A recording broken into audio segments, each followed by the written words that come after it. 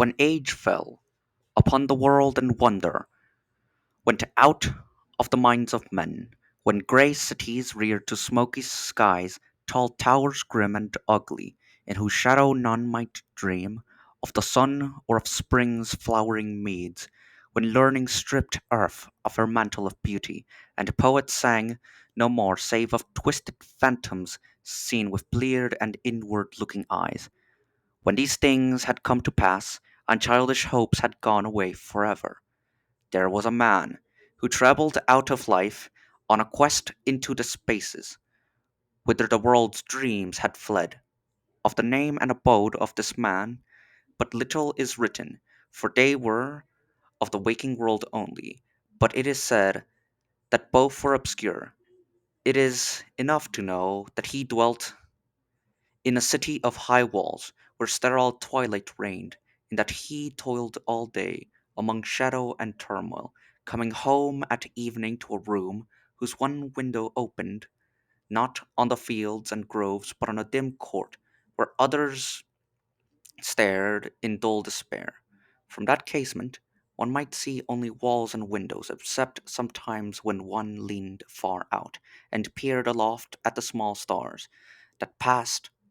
And because mere walls and windows must soon drive to madness a man who dreams and reads much,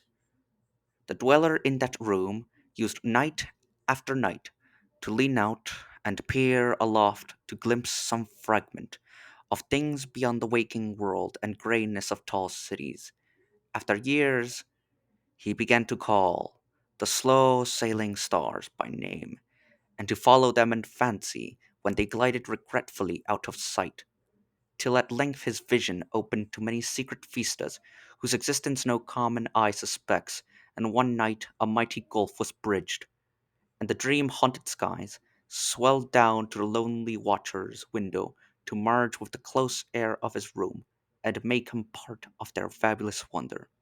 There came to that room wild streams of violet midnight, glittering with dust of gold, vortices of dust and fire, swirling out of the ultimate spaces and heavy with perfumes from beyond the world. Opiate oceans poured there, litten by the suns that the eye may never behold, and having in their whirlpools strange dolphins and sea nymphs of unrememberable deeps. Noiseless infinity eddied around the dreamer and wafted him away without even noticing the body that leaned stiffly from the lonely window. And for days not counted in men's calendars, the tides of far spheres bear him gently to join the dreams for which he longed, the dreams that men have lost, and in the course of many cycles they tenderly left him, sleeping on a green sunrise, a green shore fragrant with lotus blossoms and starred by red camelots.